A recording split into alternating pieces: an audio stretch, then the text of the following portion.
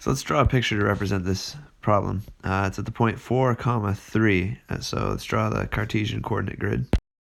That's where the dot is on the coordinate grid. So if we are asked to find the value of the 6 trigonomic functions for this, I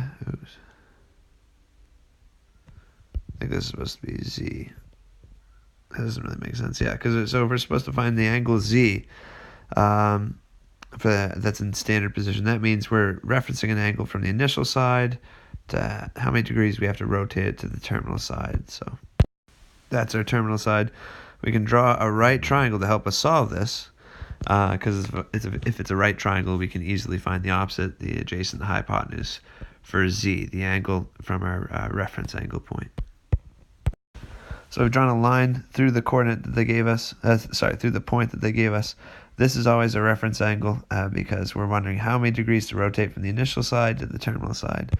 So we know some things about this triangle. We know that it's 3 high and 4 across because those are countable units, 1, 2, 3, 4, and 1, 2, 3.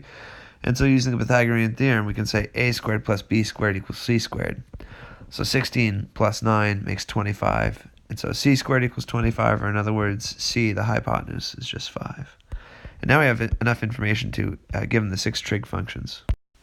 So the sine of an angle represents the opposite side in a right triangle divided by the hypotenuse. So opposite over hypotenuse, we got 3/5 for this one. Cosine of an angle represents the adjacent of your angle that you're referencing divided by the hypotenuse. So 4/5. And tangent represents the opposite from your angle divided by the adjacent of the triangle, so 3/4.